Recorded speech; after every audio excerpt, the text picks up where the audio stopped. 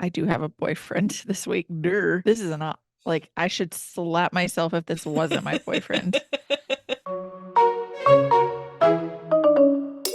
Welcome to the Incoherent Fangirl. Where we are so hungry because we are talking to Lauren Congestion today, and we just know to expect hunger when she comes up. Basically, yes. I am Karin from Pine Hollow. And I'm Mandy from New Anglia. Welcome back to the podcast. Hello, hello. Time to break Mandy's heart again. Why do we have to do this every episode?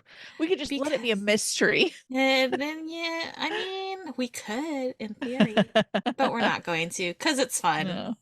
In our timeline, it is January 18th, and in y'all's timeline, it is January 26th, the end Hello of the from month. Disney World. Ugh, whatever. I'll be at Disney Springs the day you're listening to this. You are the worst, Burr. I try. All right.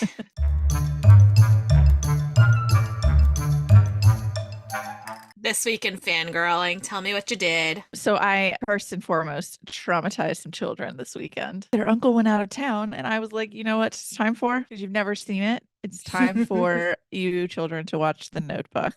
Oh my goodness. Well, they've been seeing and or hearing a quote from it on TikTok because it's like, I don't know, the trend is like showing somebody taking care of you or whatever. And it's I want a white house with blue shutters. And so they didn't realize exactly what they were getting into when they mentioned it to me, because that was my comfort movie all through high school. Literally, I would get home if I didn't have to work and I would put that DVD in every single day of my life.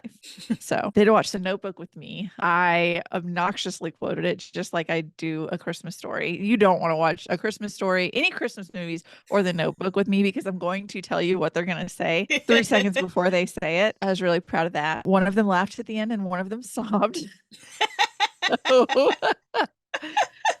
Yeah, when the boy was away, she's down at the bottom of the stairs. The one that cried is down at the bottom of the stairs, just shaking her head at me now. The one that sobbed, she's like, never. I'm trying to get her to watch A Walk to Remember, and she's like, absolutely not. Absolutely not. She's learned her lesson. Yeah. She's downstairs doing like a no-no dance now too. I can see her. So yeah, we had what we call a crappetizers night, where I just made a bunch of appetizers and we vegetated on the couch and watched The Notebook, and that was wonderful. I haven't watched it in a few years, and that is not going to happen again.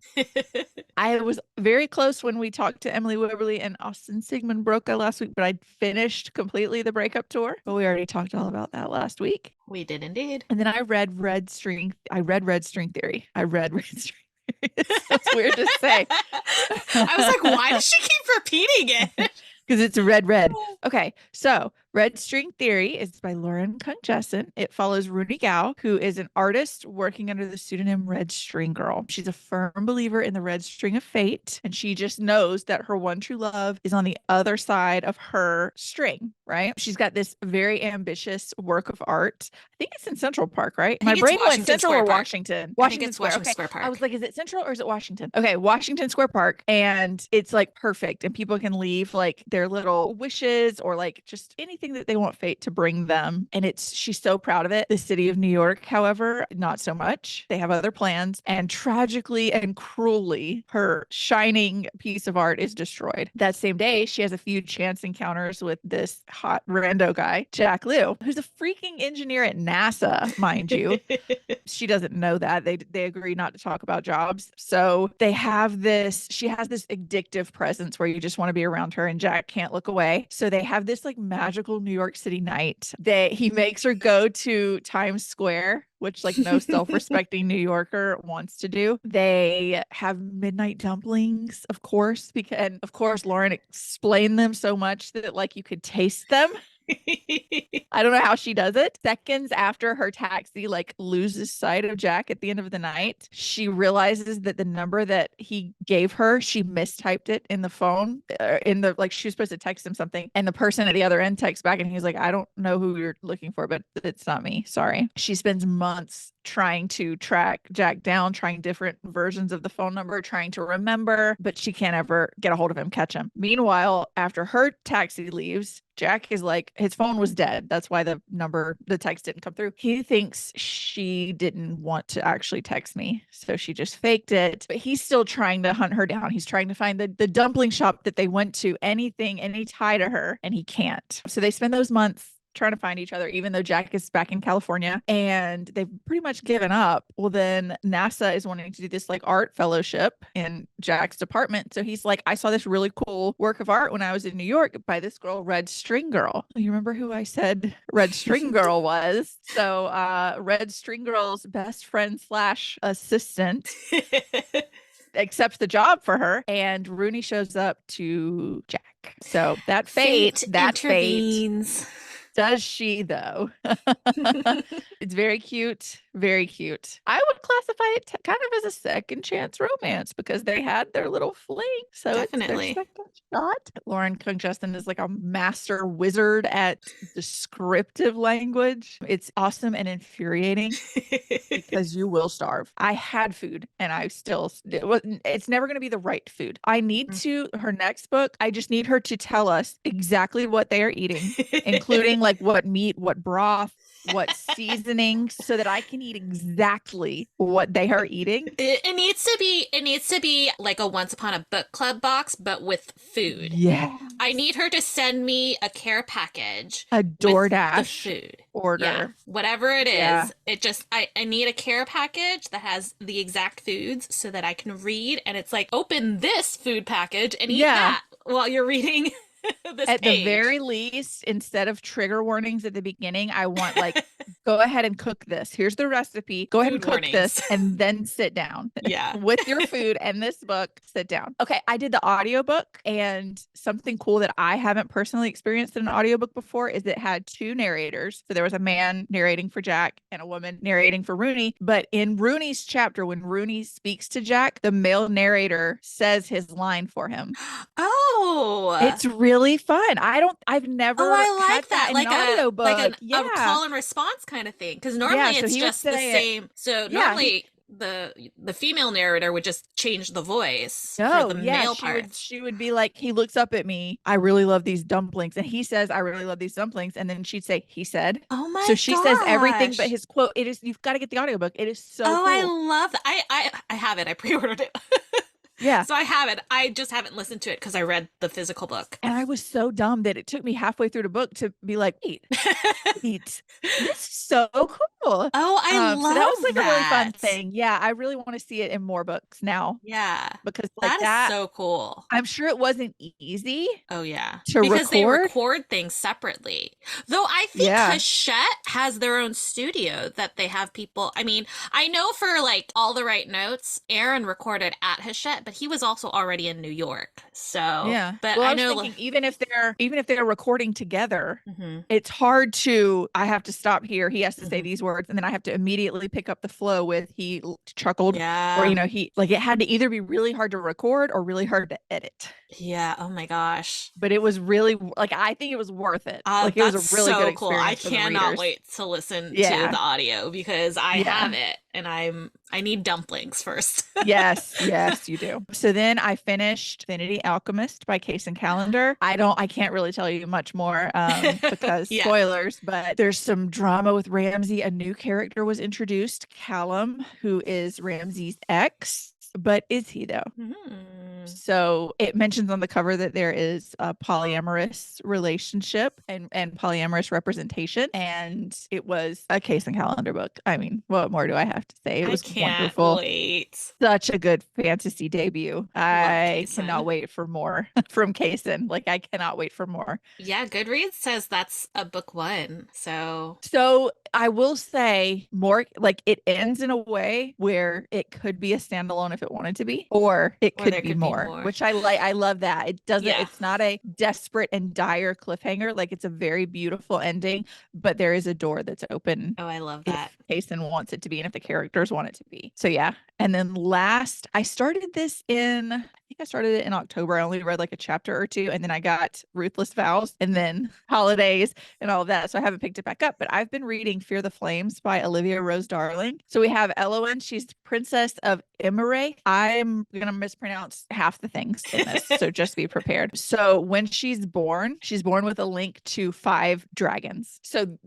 her kingdom should be like, oh my God, we have the mother of dragons. We've got a Khaleesi on our hands, but there's more jealousy than anything. They literally, like, her mother allows her to be like shackled up and dropped in a dungeon and beaten, and that's her childhood. One thing I like, that I have to read this from Goodreads because it's just like, it says the little girl in shackles became a knife wielding woman with a thirst for retaliation. Oof, I love that. Love it. So she gets out, she escapes, and she flees to this place called Astilion, which she's now the queen of. It's a secret kingdom that she kind of forged herself, and so unfortunately the land there is not ideal. So her people are starving and she's trying to find ways to feed them, and the population keeps growing, people keep joining, so she's forced into a like kind of agreement deal with the commander of Verveth, Hayden Veles. He's like her father. Veles of Verveth is his last name. So Verveth is her father's like greatest enemy. And so she's like, okay, well, this is another FU to, my family. Yeah. So in exchange for her help to defeat her father, Hayden is able to provide some form of like magical abilities to grow crops. Mm-hmm. And he's also going to try to help her get her dragons, because she does not have her dragons. She knows they're alive, but she doesn't know how to get to them. They're like locked away by her father. So she has to take it because like it's her dream to overthrow her parents. So it's a lot of forced proximity, a lot of he calls her Angel. Oh. And I already know, like, he's gone. Yeah. He's gone for her, and she's just kind of oblivious to it. Yeah. So, yeah, they're having to try and, like, they got to work together to infiltrate her father's kingdom. I'm still maybe, like, a third of the way through, because it's one that I pick up when I don't have something, like, I have to be reading for the podcast, or, like, oh, I have to finish this before this day. But I'm enjoying it so far. It took me a minute. The first few chapters, I was like, these are so long. This is a lot. But now that I'm more in it, I'm glad that I've stuck with it. So, yeah. And then one more line that I just love: vengeance is a promise signed in blood. Woo! Love it. Woo! And then I watched the latest episode of Percy Jackson, which is no notes. Absolutely perfect. None. It is the most perfect like adaptation. If I could have dreamed it up myself, it couldn't have been any better. It's so wonderful. It's so good. It's so good. Freaking good. If you're not watching Percy Jackson, go watch Percy Jackson. It's so finish this episode and then go turn on Disney Plus. There's like 6 episodes out right now. Binge it. And they go by so fast. Every time it's over, I'm like, every time it ends, I turn to my daughter and I'm like, they're so short. And she's like, well, that's just how they are. I'm like, I don't care. Doesn't matter. It's not fair. I want more. It's not enough. Yeah. So good. What did you do this week? Okay. I read Pride and Puppies by Lizzie Shane. Oh, it's so good. It's so good. It is book 4 of the Pine Hollow series, which is set in small town Pine Hollow, Vermont. Charlotte is swearing off dating and focusing all of her energy on her brand new puppy, Bingley, which is absolutely terrible news for her neighbor, friend, and coworker, George, because he's basically been crushing on her since he moved to town. But then the unthinkable happens. Charlotte starts developing feelings. Oh no, cursed feelings. Right as George announces he's considering moving back to Colorado. Has she left George in the friend zone so long that she risks losing him forever? I don't know, read the book. I mean, it has a cartoon cover. It's great. I really puppies. liked it. There is a scene that I texted you about, and I was like, both George and Charlotte have dogs. George's dog gets sick and he has to be rushed to the emergency vet. And I'm sitting here, I'm like, I know the dog's fine because Mandy read this book. Yeah. But I was like so anxious. So just FYI. Yeah. Dog gets sick, but the dog is fine. If I read it and recommend it, if it's on red on my Goodreads and it's not like Where the Red Fern Grows when I was in the 4th grade, The dog's fine because I will stop reading. And I want to say I reached out to Lizzie Shane and I was like, hey, hi, before I do this, I need you to tell me the dog's okay. Most authors, because I've done that a lot, most authors will be like, I would never. Right. I think I am a monster. Right. Yeah. Yeah. This So book is safe. I was there. I was like so anxious, and I remembered, I was like, Mandy's read this book all the way through. Yep. The dog's fine. The dog's fine. The dog's gonna be okay. I'm like, okay, I can calm down a little bit. It's gonna be okay. So that's the first thing I read. I read Coconut Drop Dead by Olivia Matthews. This is book 3 of the Spice Isle Bakery Mysteries series.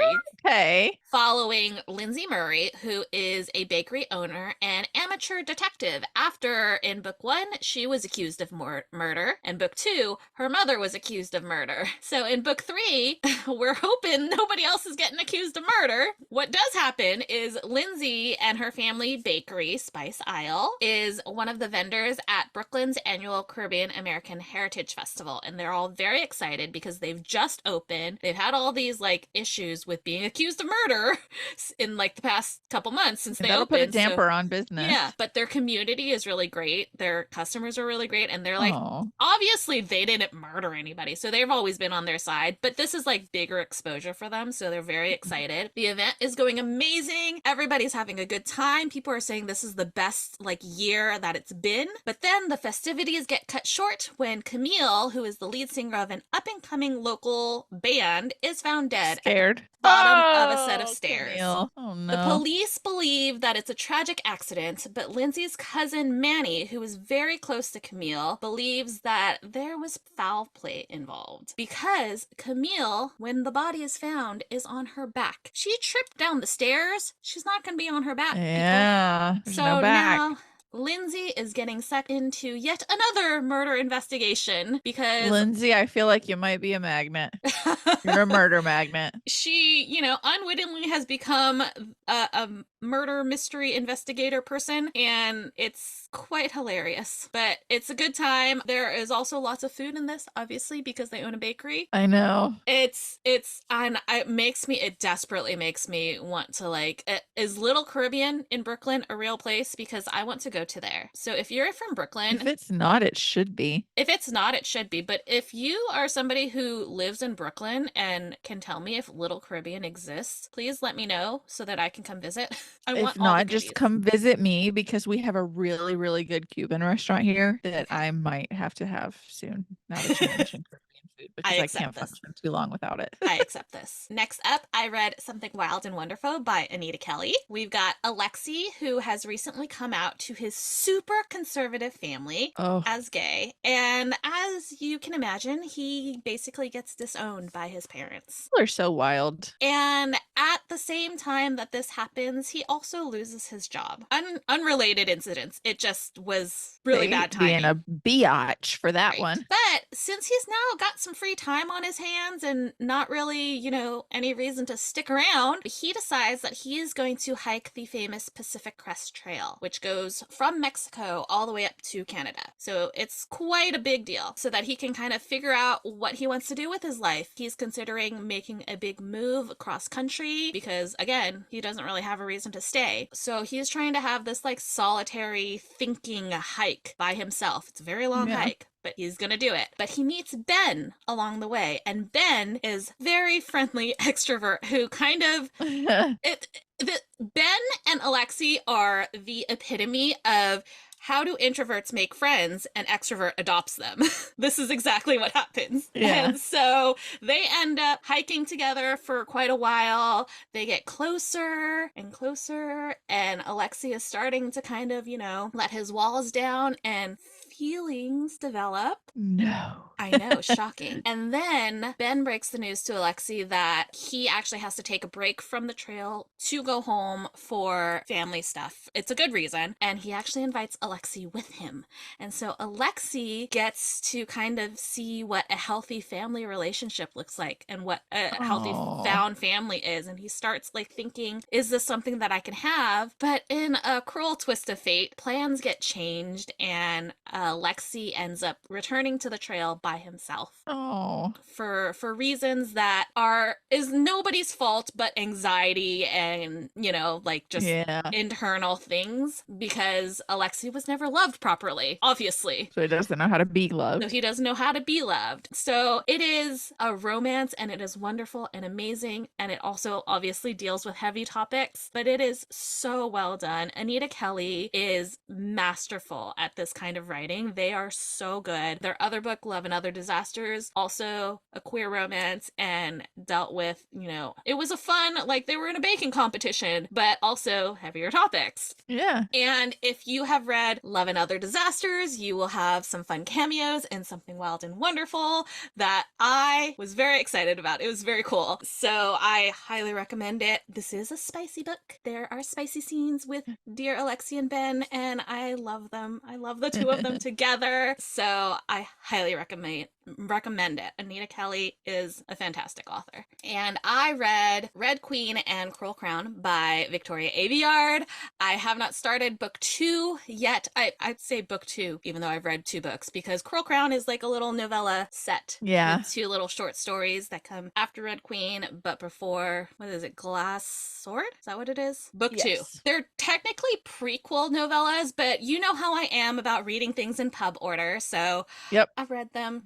And plus, it was like, I don't know, like 2 hours on audio, and that's about how much time I had left at work. So I was like, yeah, you're like, this is perfect. Perfect. So you've got fantasy world where there are the silvers and the reds. And the silvers have silver blood. They also have certain abilities. The reds have red blood. They don't. Except for Mare, who discovers that she also has abilities.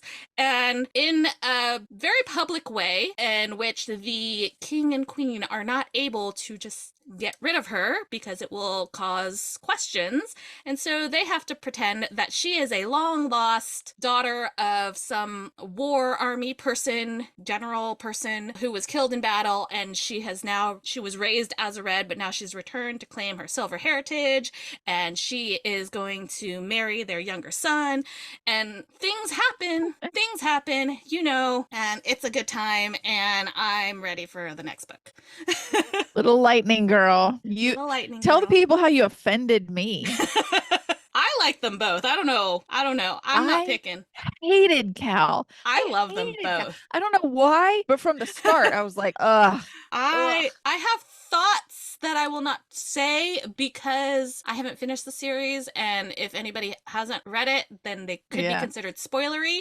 But I have thoughts, and I'm excited to see if you're gonna have to tell me those thoughts offline. Where I'm going is similar to is what happens. But I'm telling you, that one line I said I'd talk to you about last night, I nearly died. I have thoughts, so we'll see where it goes. But I'm glad you're doing it. It's, sometimes when the Libby gods say that you can, then you can. And just do it. Red Queen of my 10 library cards, Red Queen had 1 available copy for immediate borrowing. So it was a sign. And of course, as soon as I started listening to that, I was like, well, I'm not stopping anytime soon. Let me go ahead and borrow all the rest of these just in case. Yeah. So I am prepared for a Red Queen binge-a-thon this weekend. We'll probably talk about it next week because I got 7 whole days to read 3.5 books. I reread it not too long ago, maybe like a year and a half or 2 years ago. I did a little reread because I hadn't read it in a long time, and I just missed Maven.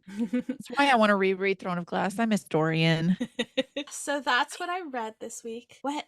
Oh no, if you have more to say, I just thought of something else, but we don't have to talk about it right yet. I just have one thing, and it's that I watched Saltburn with Beth for movie night. Yeah. I don't have the stomach for it. I'm scared. I feel traumatized. That's what I keep hearing, and I don't want to do it. I heard about one scene in particular that seemed like a lot. Yeah. This seemed like a whole lot. I warned indeed. My husband without warning him. I was like, it's a movie you would watch. It is a whole lot. And I know, you don't have to say literally you know exactly anything. what I'm talking about. I'm like, Yeah, it is a lot of movie. It is a movie that I watched. A brief summary is you've got Barry Keoghan, who is on scholarship at Oxford, and you've got Jacob Elordi, who is the rich kid that everybody wants to be friends with. And Barry Keoghan makes friends with Jacob Elordi, and he gets a phone call from his mom saying that his dad has passed away, and he's super upset about it. And Jacob Elordi is like, why don't you come home with me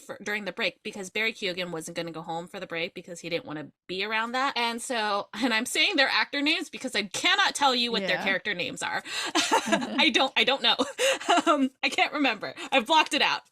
But so Jacob Elordi invites Barry Keoghan back to his home, Saltburn. It's like this big, huge mansion. Yeah. It's intense. And so they're spending, their like break at Saltburn, and just things happen and things happen. Your face is killing me. And things happen. So concerned. And then more things happen. And I've just decided it's not for me. I just don't. No, I don't want to. I don't want to. You don't. You're like, I don't want to either. You don't have to. I did it for us. I saw the funniest. I don't remember if it was like on Instagram or TikTok or whatever, but somebody was like, Barry Keoghan is at his best when he's waiting for Harry Styles to show up in a movie, because he was in Dunkirk and he was in Eternals, and both of those Harry Styles show up. I died. Listen, Barry Keoghan was excellent in this movie. Excellent. Oh, sure. He's great. But this movie, I don't want to watch it. I don't want to watch it. I'm scared. It's not a scary movie. Like, it's not a scary movie. It is just there's just a lot of weird shit that happens, and makes things you wonder that about the writers, where you're like, what? I just happened to you? You know that sound? You can't always eat at other people's houses. Yeah. You can't eat at everybody's house. Like, that's the vibe. That's the vibe. Yeah. That's the vibe. It has nothing to do with actual food, but that's the vibe. You just don't ever know what goes on in people's houses, because it could be crazy stuff. It's on Google if you want to know, but you don't want to watch. Just Google, like, what's the most traumatizing thing on Saltburn? Yeah, I watched it, like I said, with movie night with Beth, so we were on the phone with each other as we were watching, and the amount of screaming that we did at each other was insane. It was, so take that as you will. Not for me. You have been given as much information as I am comfortable saying. I would never say it out loud. I'm too embarrassed. I couldn't even say it to my husband. Okay. I was just like, it seems like a movie you would watch. I want you to know there are things that would be kind of traumatizing for you to watch. Do with that what you may. Yep. Woo, I'm embarrassed. Yep. So that was my week. The thing I was gonna say earlier is that I was vindicated today. Oh yes. I was vindicated on Beyonce's internet when Sarah J. Maas re-released her website, revamped her website, and added a frequently asked questions section in which she says, do you have a preferred Throne of Glass reading order? And she said, why, yes, I'm so glad you asked. And it starts with Throne of Glass. It does not start with Assassin's Blade. It does not. I would like to point out that on the TikTok video that you made, somebody commented, I just read it in publication date order because I figured that they were released that way for a reason. And I personally feel vindicated now. Thank you. Because that is exactly the order that I will be reading it in. So people like call publication order putting the prequel in front of it. It's like they make up dates that aren't real. They're not real. No. And then I don't know. Because for years now, people have said, well, Sarah J. Maas says that you have to read Assassin's Blade. Where did she say that? Where? You made the Point to it. Point to it. Is it in the room with us? Because her website now says, and a friend of ours, because I posted like jokingly about it on Facebook, and a friend of ours commented and was like, it's already started. They're like picketing. Why did you change your stance? Why did you change? Okay, first of all, people do change, but I never saw publicly. Show me where. I never saw publicly where she said to start with Assassin's Blade. Yes, chronologically in the story, it's first, but you need the first couple of books in your system before you read Assassin's Blade. I will die on this hill. And so I was so vindicated today. I felt like Uncle Vernon, justice. Love it. Love it. Love it. Love it. Yeah. And people were like, well, why does it come first in the box set? I don't know. Move it around. Fix it. Put it in the right order. My niece got Serpent and Dove. One of them in the box set was upside down. Does that mean you read the book upside down? Yes, of course, obviously. Fix it. Just fix it. What the hell? Never, people are weird. Never start with Assassin's Blade. Don't be people weird. Are weird. Yeah. That's like that. I can't even imagine. Like, imagine starting the MCU with Captain America, the First Avenger. I can't. Right. No. I can't. I can't. Listen, I haven't even read the Throne of Glass series yet, and I know. Oh, it's because I've screamed at you so much. But even if you hadn't, I would have read it in publication order. That's exactly, like, nobody told me how to read Adrienne Young's books. I binged her entire backlist in like a week, and I went in publication order. Is Saint the first book in the series technically, like chronologically? Yeah, but is that the first one you read? No. Saint first? That's right? Psychopath stuff. Absolutely not. Okay, tangent. Yeah, sorry. I just got vindicated and I need the world to know about it. Fine. Okay. That's who we are as people. Do you have a fictional boyfriend this week? It's Kalorn. Of course it is. It's Kalorn. Wonderful. Kalorn. I can't. Like, who else am I gonna pick? It's Kalorn forever and always. Nobody. That's I know. It's like, it's so funny because it's like with Shatter Me, you are all Aaron, right? And I was like, forever. It's Kenji. Give me Kenji. I know you and Brandy both. Brandy is a Kenji girly too. Give me my sweet Kenji. And now it's like it's Kalorn. It's Kalorn. You know, I talk about like my love sickness for the boy from home. Like, I don't care about anybody else. Kalorn. Like, I don't care about anybody else in this book. I just want more Kalorn. Yeah. My baby. That is my fictional boyfriend. Thank you. Your turn. Mine is Noah Calhoun. Hello. I watched The Notebook with Ryan Gosling, okay? And as it, like, I have to, she's going to kill me for saying that, but I have to, like, I had to laugh because one of the twins are 14, right? They'll be 15 next month, but they're 14. And they were like, one of them was like, well, at least Ryan Gosling is in this, and that man is so fine. Do not cite the deep magic to me, witch. I was there when it was written, okay? I was loving this man before you were born. But I'm glad they got eyes that function, though, like, because, yeah, that man is so fine. And I kept saying, just wait till you see him with the beard, okay? Like, right now he's young and clean, fresh faced. Wait till that man shows up with a beard and a longish hair.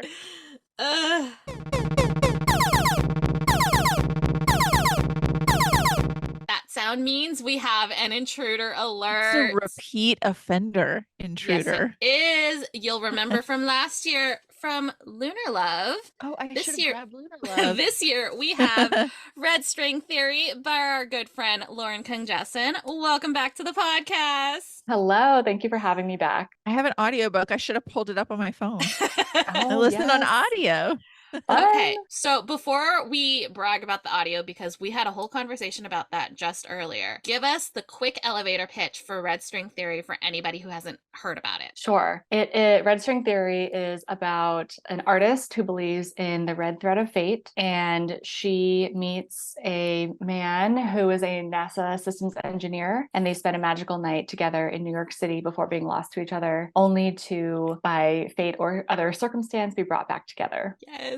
It was so cute. So cute. So good. Have you listened to the audiobook yet? So I am making my way through it. I don't get it ahead of time. So I listen to it when it goes live on the pub date. So I'm making my way through it. And I did hear samples. So I got to choose the narrators and they were like amazing in the samples. So, and I've only heard great things. So I'm really excited. Yeah. I was screaming at Karin earlier when we were recording, talking about it. I love how, like, when Jack says something, even if it's in a Rooney chapter, he says it in his voice. So like his quotes are in his voice, and if it's a Jack chapter but she says something, it's in the female voice. I've never experienced that in an audiobook before, and I thought it was so cool. Very cool.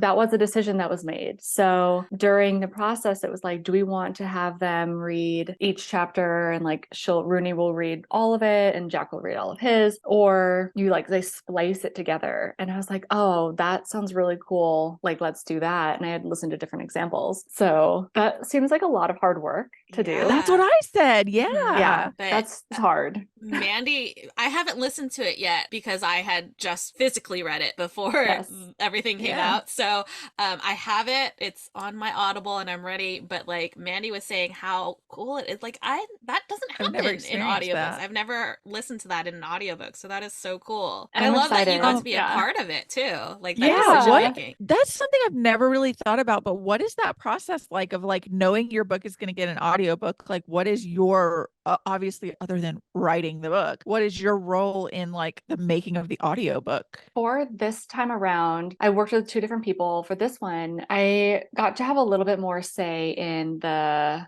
music that's played in the book. So there were a bunch of samples sent and I got to listen to each one and kind of like feel the vibes out. And I got to listen to different samples for both Rooney and Jack. And then I also sent a pronunciation guide. So there's like various names in the book and some Chinese words. So I like recorded that and like sent that in. So it was all more accurate. And it was tough. There were some amazing samples that I had heard. And I was just really excited by the ones that ended up being Rooney and Jack. Oh, that is so cool. Yeah, that's pretty cool. I've never thought of before. I'm so excited to listen to the audiobook. Like I'm excited for you to listen to it. You're really gonna like it. Like I'm obviously so excited too. I just am like, it's hard to listen to it when it's yours. Like I think it's hard. Yeah. It's kind of like you're just like kind of like you want to enjoy the experience, but you're also nervous. But I think this one's gonna be really special. Yeah, don't be nervous because I loved it. It's awesome. Okay, thank you. Yeah. I have no doubt. It's just again, it's a me thing. Yeah. So obviously this book stems from this Chinese myth of the red thread of fate. What inspired you to kind of dive into this direction, especially when you're pitting fate versus just like coincidence? Yes, it's a little bit, what I thought was really special about it is that there is that trope, fated mates, soulmates, and this one is so particular to this myth and this legend in Chinese culture. And it is a myth that actually takes on different forms in various Asian cultures. And so I learned about it a couple of years ago on the Lantern Festival, like the night of. I was like, what is the night all about? We were just kind of lounging around and we had just celebrated Lunar New Year. So Lantern Festival happens 2 weeks after the Lunar New Year. And it's a time to like release lanterns with your wishes, eat tangyuan, like just like celebrate again kind of after 2 weeks, which was really, I think, fun. And I had no idea really what it was. And then I read about it and learned about the red thread of fate and was like, oh, that's so beautiful. But because I root belief systems myths in reality, I was like, that feels a little bit magical, kind of with like this invisible red string. And so that challenge for me was it's too beautiful to like not do something with it. And how do I ground that in reality? So I thought it would be fun to have this artist who literally like kind of like manifests this belief with red string. Like I literally took this invisible thing and made it tangible.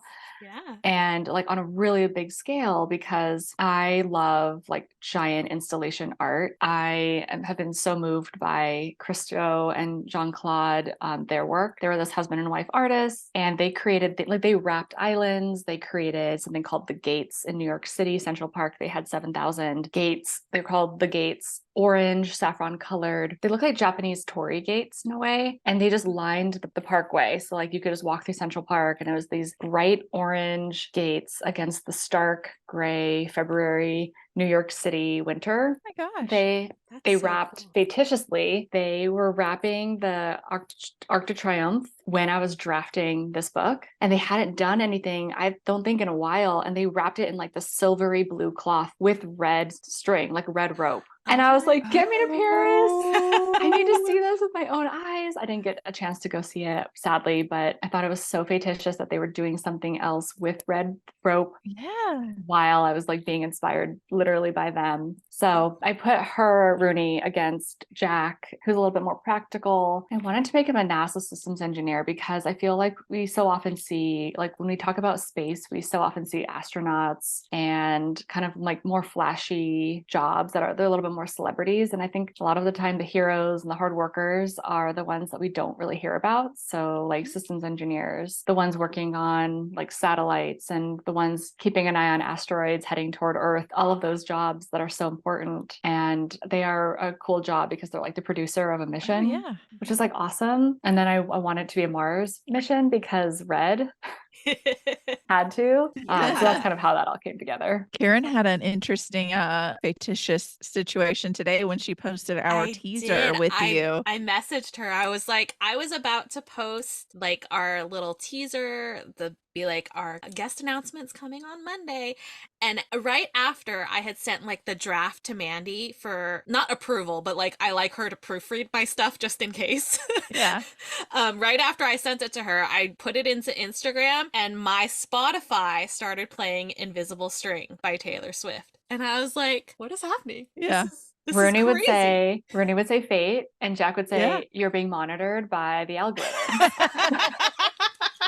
I love how both of their personalities are so like just complete opposite. He is like literal and facts and analyses, and she is like, no, she's so fate, dreamy, man.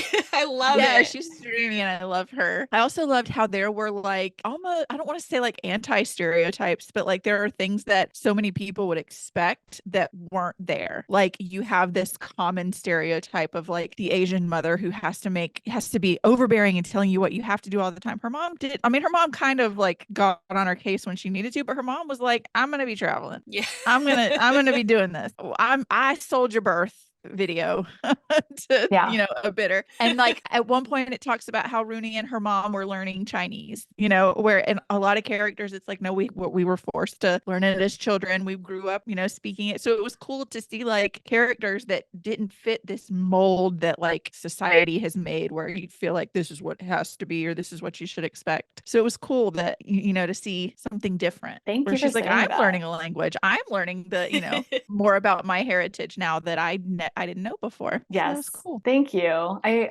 appreciate that. I do appreciate that because yes, with like the parental pressures and things, and that's there a little bit, but Ren is such a character that I loved her. I had to like tone her down even like in the draft. So she was a lot, which was really fun to write. It was like, so I don't know where that came from. It was kind of like it's not me at all. And I found that like when I was rereading multiple times was like Rooney is a certain way with her mom and then she's a certain way with Jack, and like with her mom she's a little bit more like, oh, can I do this? I really want to be all these things and I want to do this. And with Jack she's like super like, woo, like I feel like I wish I were more I want to be Rooney because she just kind of says what she wants to say and she calls it out, and she's just kind of like this fun person who just has all these like dreams and ideas. And with the language thing, which was like such a like moment, like blip of a moment in the book, so I love that you caught that, is like directly pulled from like my experience in a way. And this is where I think it's really important to show like mixed experiences, because like my mom moved from Taiwan when she was in elementary school, and so she can speak Chinese, but like even she's like, yeah, I need like conversational, but she would still need to like look up more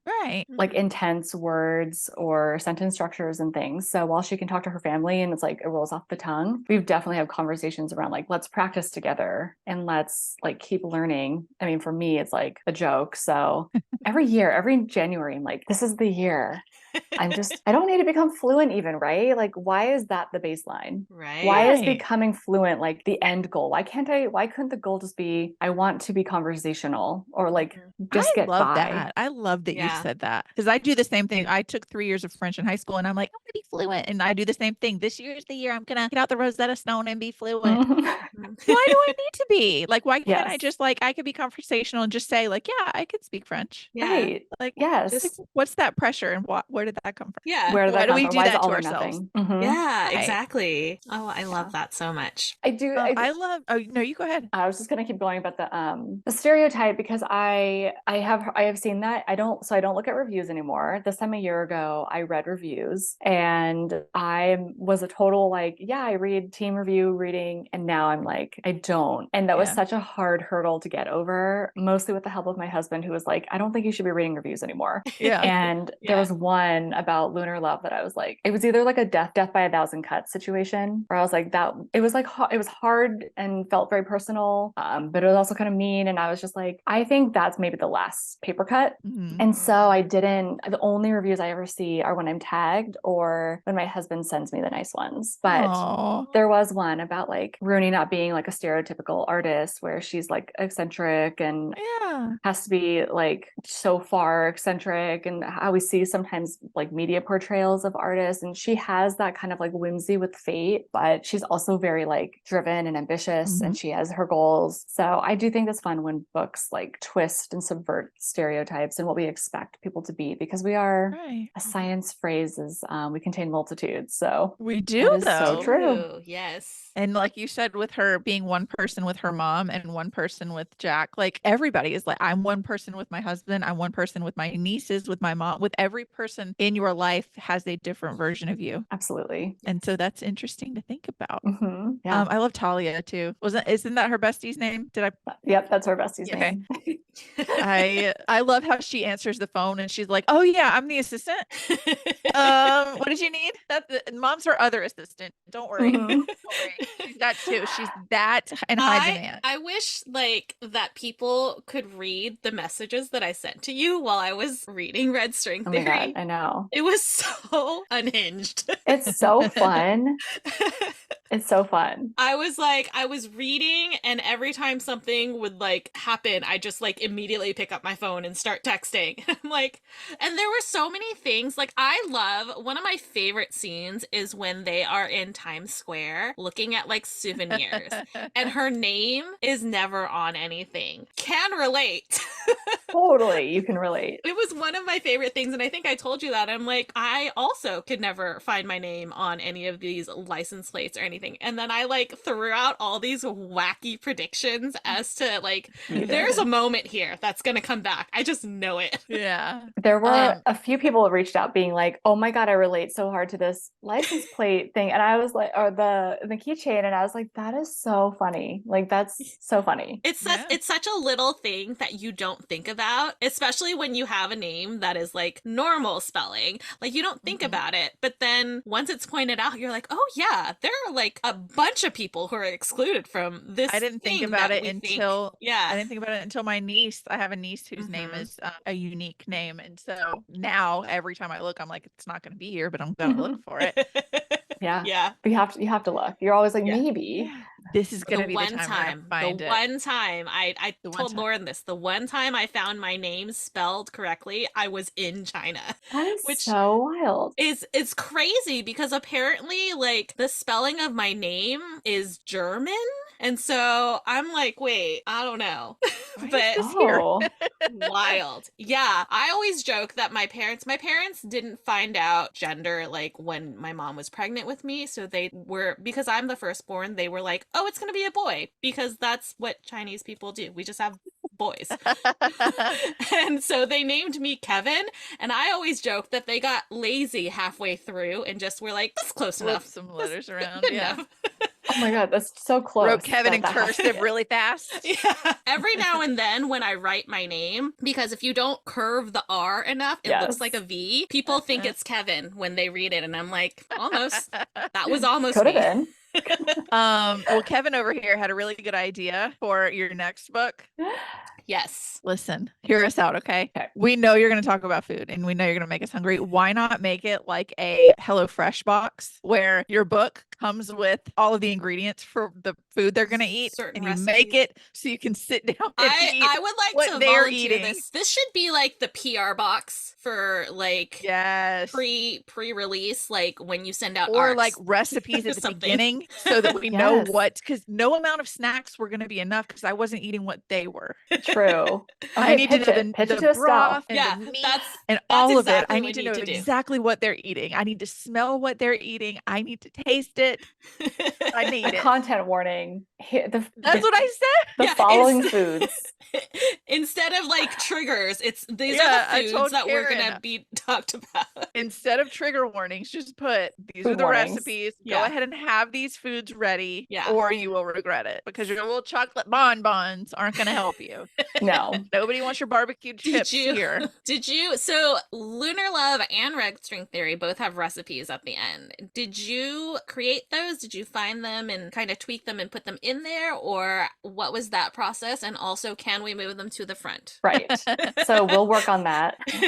Move it to the front. Noted. Yeah, those are my recipes. And so I do the illustrations and the recipes. And if there's a chart, so like Lunar Love had a zodiac chart, I illustrated them and created them. And it just kind of like, that's how I submitted the book. When the very first book, I had like the book, the manuscript, and then I had the recipes, I had the chart, I did do the little illustrations with it, with the zodiac, for instance, and they didn't say no. And then they ended up in there and I was like, awesome. So for this one, I was like, ooh, well, okay, I'll illustrate red bean ice cream. I'll illustrate the tea eggs. And then I did the little like sketches in the front of the book. Like I wanted Rooney's notebooks because I thought that would be fun. Yes. So I did that. I love like these doodles. Like when I read it, it's in the arc. So when I opened it up and that was the first thing I saw. I was like, look at your little doodlies.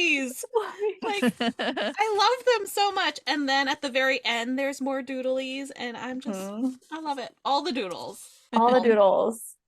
Yes. And then the little chapter headers too have like a lantern for Rooney and a satellite for Jack. Which is like a spacey lantern kind of. So that was fun that made it in there as well. Yeah. I love that so much. You get so much like creativity into your just one book. Like you think of a book and it's just like book, but then you also have all this other stuff. It's so cool. It's fun. I'm glad they let me do it. I just learned about it, but can you tell us about A Dash of Cinema? Because I'm so interested in this. Yes. So I created A Dash of Cinema when I was in college. So I think it was 2011.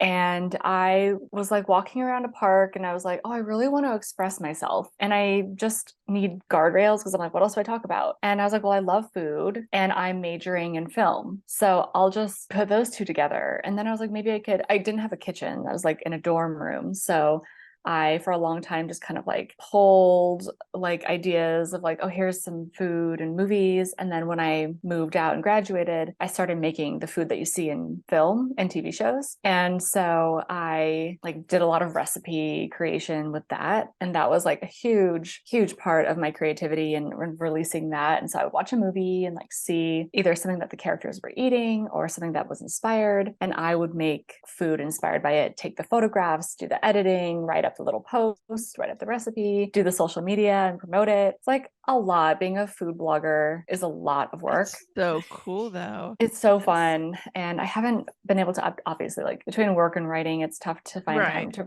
update it, but it's always in the back of my mind. I ran it for like 10 years until I had to just kind of like slow down a bit. That's so really cool though. Yeah. It's really fun. It seems like a fun like thing to chill out too. Like and a fun resource to go to as someone who's like, man, that dessert they were eating looked killer and I would die, but I don't know how to put a recipe together. So like having a source to go to that's like, oh, well, Lauren watched this and thought the same thing, but she knows what she's doing in a kitchen.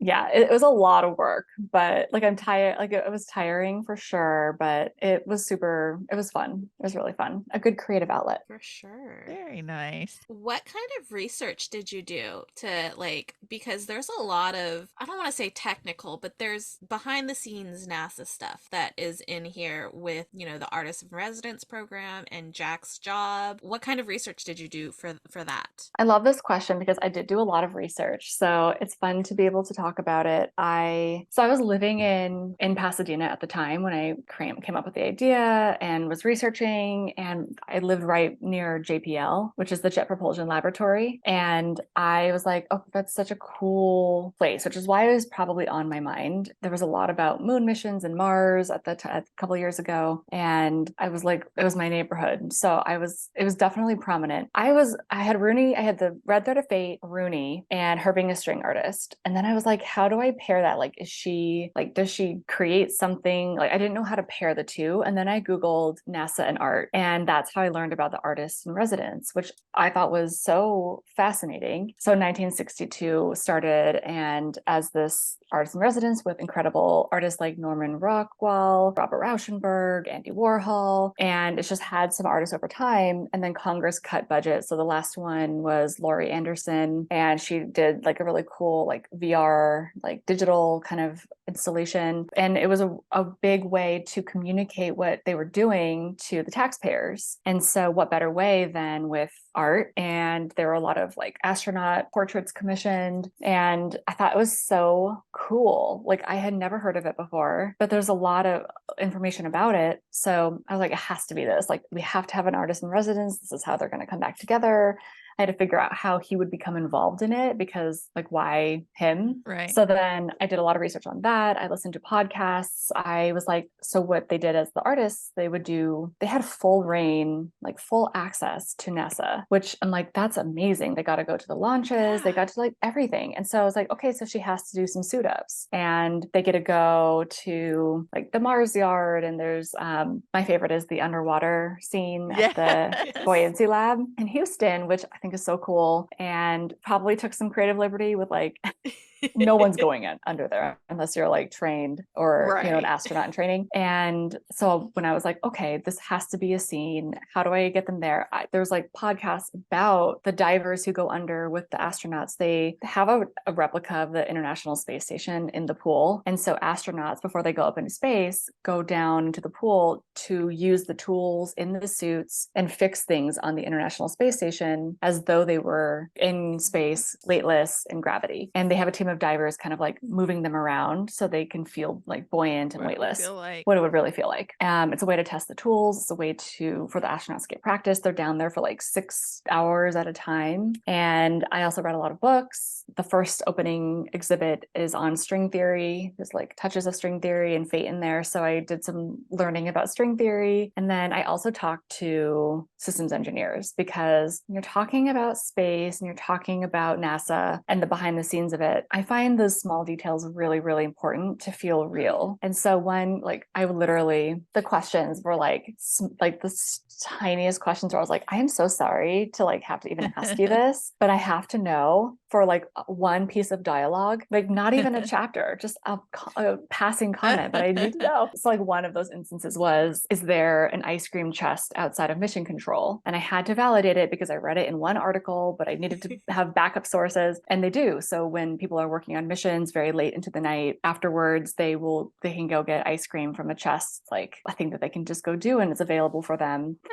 There's peanuts in mission control. I wrote this around the time we were still in lockdown. So even though it was like 15 minutes away from me and I could have gone to do the tour had it been open, they had a virtual tour. So I spent a lot of time virtually wandering around the clean room, mission control, soaking in the details from the screen. So it was a really fun research process. I love that. It's funny you say that because we were supposed to tour the Kennedy Space Center here and have lunch with an astronaut 2 weeks after COVID started. And so and they haven't brought back like the lunch with an astronaut. I don't know if they ever will. So we missed out on that. But it's funny that you say that because we had the same experience because of lockdown. It's like we can't go do that thing. Yes. I love how much attention you put to the details. And it really shows because like there's the scene where they're in like the clean room or wherever and he can't rip a paper because and I never like that's not something that would ever occur to me.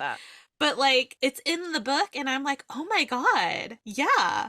So many people would put the NASA engineer in a cubicle and just be like, he works at NASA, he's smart, guys. So like the thought, like somebody who works for NASA could read this book and be like, that's what work is like. Yeah, that's what we do. Yeah, totally. Like I would be like, can you take a notebook into the clean room? And this air shower I thought was the most fun. How cool. Like I was like, why don't doctors use these things? Right. Like if you're being so careful, you're scrubbing in, you go into the air shower because God forbid we bring our life from Earth onto a space there and bring it to Mars. I just thought it was like, it's such an attention to detail facility.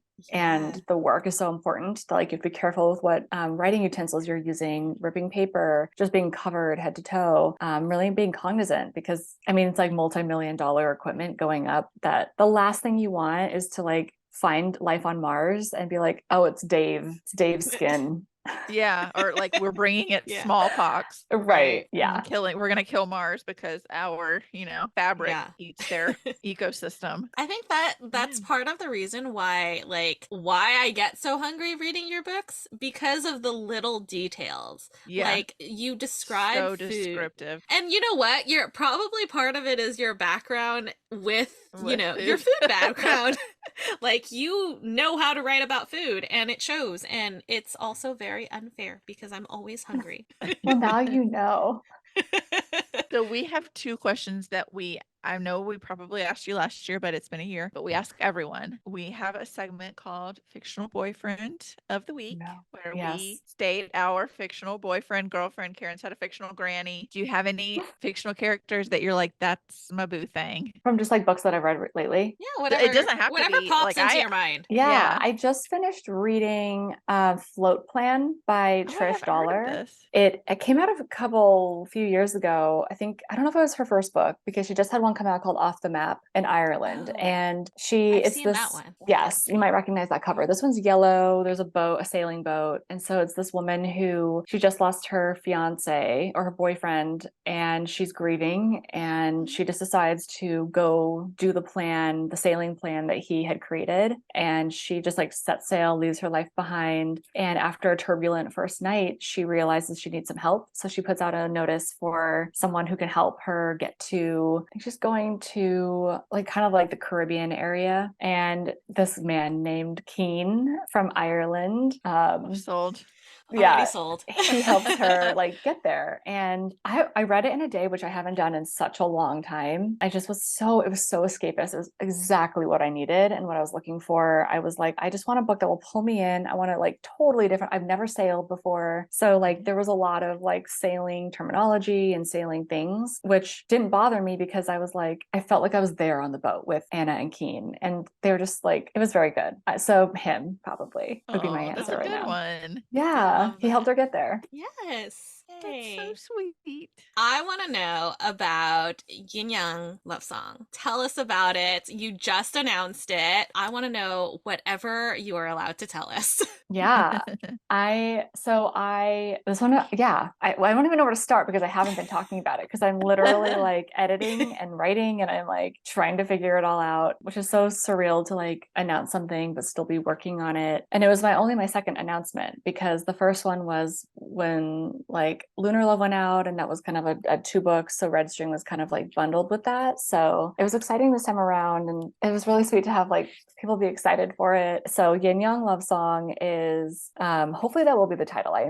It's growing on me. It was not the title I wrote with. And so it's kind of newer to me, which I'm enjoying, but it really is this traditional Chinese medicine herbalist. She is a chef and acupuncturist. So there's food. For sure. I'm already hungry. I know. And it's been so interesting diving into the world of traditional Chinese medicine. I was inspired by, I had done acupuncture and like love it so much. And and it's the idea of like, it's not a belief system. It's not a myth.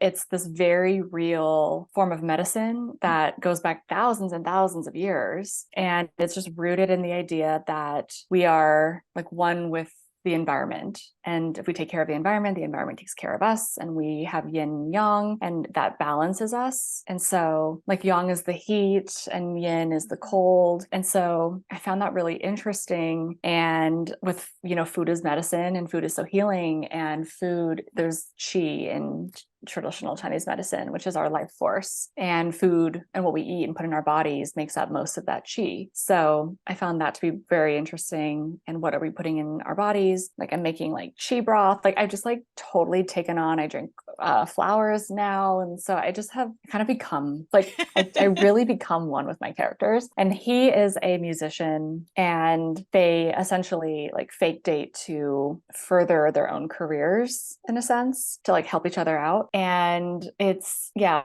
electric touch and call it what you want vibes so far. Oh my gosh, I'm so excited. I'm so excited. I love it. We've kept you way over, but we Oh my have gosh. one more question that we normally ask. And that is like, we know we love your books. We know that we want to tell everybody to read your books, but what would you tell other people to read? Like, I know it's the hardest question. What book? What are books? Have I ever read a book?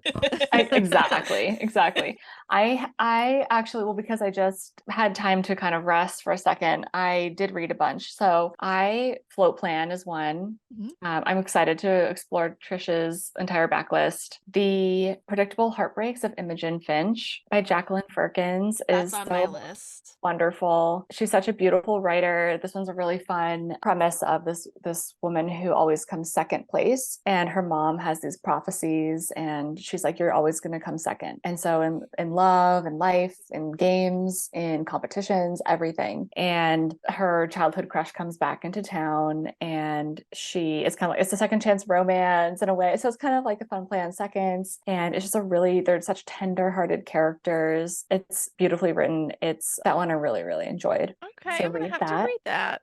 Yeah. What else? I am trying to do more reading off of my shelf this year. I bought a lot of books last year and have not had time to read them. So I'm like, now I need to read them. Yeah. Which I'm sure you both know very well. Yes. But there's still so many books coming out. So I'm excited for Wildlife by Ruby. I'm sure I'm just gonna look it up. Google it. But also, what else? Google has been unhelpful. When I search Wildlife book by Ruby, it brings up the one and only Ruby and some children's books. So we'll just have to keep an eye out. Okay, I'll send that one to you as well. Yeah, please. Yes. Yay. Okay. Well, we can't let you go without once again reminding you that now that you have been on the podcast, you are legally obligated to come back for all future book releases. So, you're legally entitled to have me back. Yes. Yes. Wait, required. Let me hit one of these. Yes. Oh my gosh. There we go. So cool. You drank from your bottle and it did the thumbs up. I know. I've been trying to like lean off camera, but I felt very validating. Like, oh, okay. You got thumbs I wonder up. if it'll do two. Nope. Oh, no. Nope. Just one. Not even one. There we go. Oh my gosh, we have kept you so long. It's always so fun. It's so fun. I want to say I'm sorry, but I'm not. I looked up and I was like, it's been an hour? I can't believe that. Where did time go? Like, I swear you just got here. It did. We're having too much fun. Too much. It's true. Like, when you're having fun, time flies. That's what they say. Well, everybody, thank you so much. Go pick up Lauren's books. Look how pretty they look together. They're so pretty together. I can't even. And do they meet, guys? Do Liv and Rooney meet? Read them. Yeah. Read the books, and you'll find out. They're both out now. Right. Lunar Love. Oh, this one's Lunar Love. And Red String Theory. They're both out now. They're both amazing. Please, I beg of you, have food on hand while you are reading. Have dumplings. Dumplings are very important. Dumplings are very important. Don't just have any food. Yeah. I think dumplings are a requirement. And if you can get red bean ice cream, highly recommend that as well. I love red bean ice cream. Thank you, Even Lauren. just like the Asian snack mix, with the like wasabi peas. Oh my God, yes. The flour crackers. I know. If you have, I told Mandy this, if you have a dim sum restaurant that you can go to and just like sit and eat while you're reading, I think that's the best way to not be hungry while you're reading. That's heaven. Lauren's books. That's my official recommendation. I love that. I love that, Breck. Thank you so much. Thank you This both. We've had so much fun. So fun. And I'm so excited for the next one. It sounds amazing. These were great. Everybody, please go read them. And, if you do, then maybe Lauren will keep writing for us. Yes. Because otherwise I'll be sad. Making us hungry. I would love to. I'm like, what? It's like my annual December tradition now is just to read and like message you all my unhinged thoughts. And I can't wait for next year's. I'm so excited. Thank you. We'll Thank you both so much. But we'll talk to you soon. Okay, talk to you soon. Bye. Bye. Oh, I love her. I love her so much. I feel bad that we drug her over so long, but I know. I don't feel bad at the same time. I looked up after what felt like 5 minutes and it had been half an hour. And I'm like, yeah. Oh no. It's like, oh no. Oh no. And we're still sorry, going. Listeners. This one's a little long. This one's a little We'll try to make the spiel quick for you. Yes, because the spiel is the part that is so long every time. Well, no, I'm just saying we can try and do it fast because you're not tired of us yet. You love us. We do have to give you announcement for next week. We do have an announcement. We do. We have another guest. I don't have it with me. It's over there. I think I do. Do you have it? Okay. We have a new to the podcast author who's coming to join us, and also a debut author. It is Arden Joy, author of Keep This Off the Record, which I am told is a sapphic. Oh, Shakespeare? It's Shakespeare, right? Retelling? I can't remember. Let me look at the email. Give me like 2 seconds. I don't remember. It is sapphic Jewish enemies to lovers spin on Shakespeare classic. Yeah, I'm here for this. What Shakespeare classic? I don't know. Hold on. It doesn't say. It doesn't say. Much Ado About Nothing. Okay, good. I found it. Gotcha. And I'm starting it this weekend. Me too. I am so excited because one of the things that we were told was that Arden vulnerably mines from her personal experience of identifying as a late bloomer in the queer community. And as somebody who is also a late bloomer in the queer community, I'm so fucking excited to talk to Arden. I cannot wait. So that's what's going on next week. And we have so much more planned, y'all. Cannot wait to keep spilling the beans. And if you want to know earlier than everybody else, head over to Patreon, because by the time you're hearing this, Patreon knows who we're talking about. We're spilling the beans. We're spilling the beans. Or no, never mind. They know who we're talking about for next week. I mean, timey-wimey stuff. Yeah. Yeah. You know. Timey-wimey. It's late here. Yes, now it is time for a spiel. It is very spiel time. So if you enjoyed this episode, please like, follow, and subscribe wherever you are listening to us. Please also follow us on social media. We are at The Incoherent Fangirl on all the things. Visit our website, theincoherentfangirl.com, where you can also stream all of our episodes, as well as read our blog, which has so many book reviews. You can't get through them all.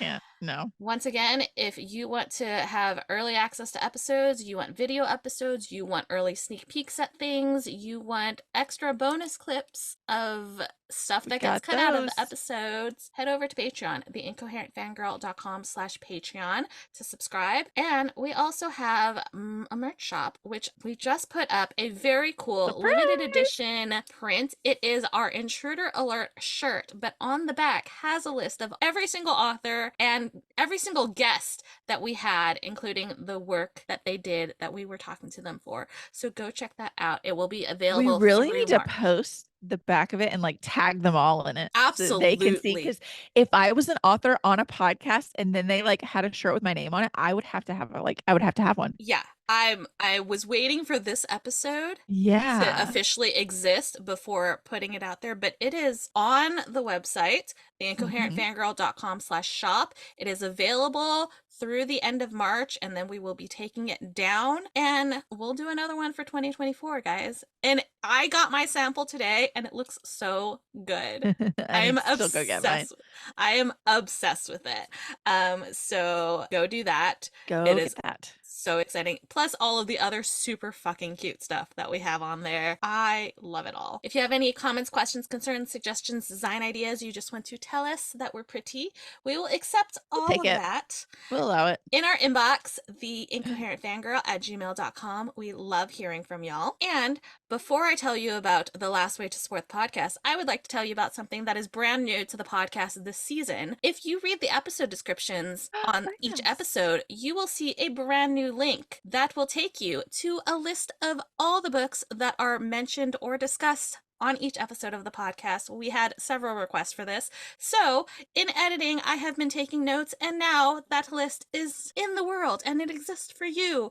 It will only be season 3 onward, because I am not going back through 70 plus episodes to do that.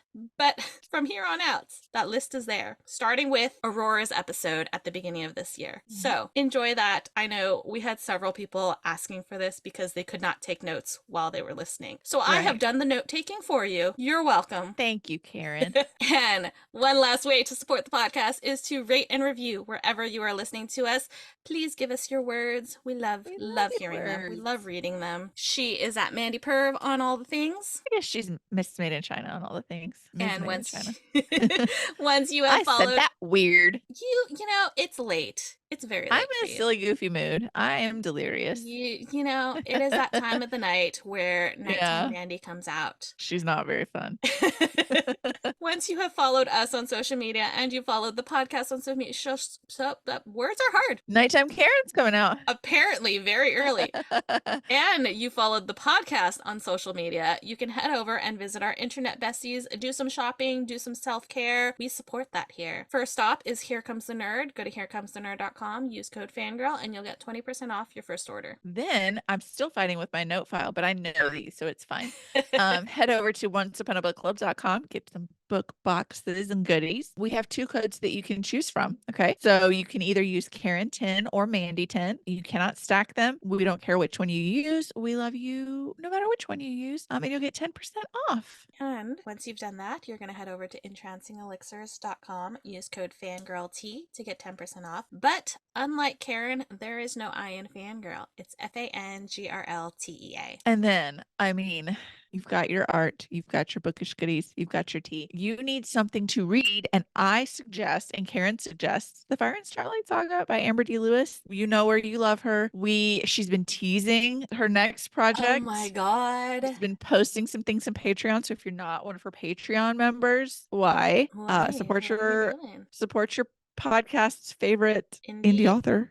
Duh. Yeah. So if you go buy 2 of everything off of Amber D. Lewis's website, that's what we suggest. And if you use code fangirl10, you'll get 10% off your purchase. So it's basically free. Yeah, girl math. Girl math. And once you have finished supporting us and our besties, I suppose you can support the show husband, who is also our technical support. I was going to say, last week, I was like, is it going to have to be Milo Ventimiglia stepping up? Is Adam Lazara going to? No, we're keeping the show husband. He fixed my microphone. He made sure to tell, he plugged it all in and had me test everything. And then he was like, I need you to know this is temporary. We're ordering you some new stuff. So I think that just means a new cord, but we'll see. I don't ever know until the stuff shows up. So we'll keep the show husband. That means anyways. Yeah, I'm like, you do it, buddy.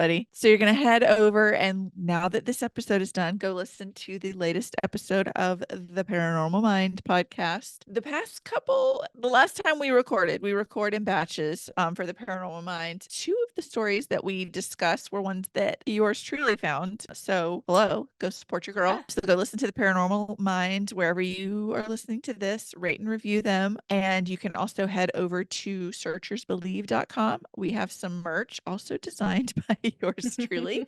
That is where I shine, apparently. And you use code fangirl10 and you'll get 10% off there too. Yay! So searchers believe in the paranormal mind. Yeah, I guess we'll keep him. Yeah, I suppose. He's pretty cool. Kind of cute, so. And that's a very long episode. Long episode of the Incoherent Fangirl. But we hope you had just as much fun as we did, because literally time blew by. If you're able and lucky, go get some dim sum or some dumplings and think of me when you eat them, because I don't have anything good here. We love y'all. Bye. Bye. Give them the hearts.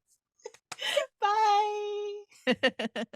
We are sponsored by our friends at Here Comes the Nerd. Pins, stickers, magnets, and more. Here Comes the Nerd has happy art for all fandom-loving hearts. New customers can use coupon code FANGIRL during checkout for 20% off their first order at herecomesthenerd.com. Coupon applies to ready-to-ship items only.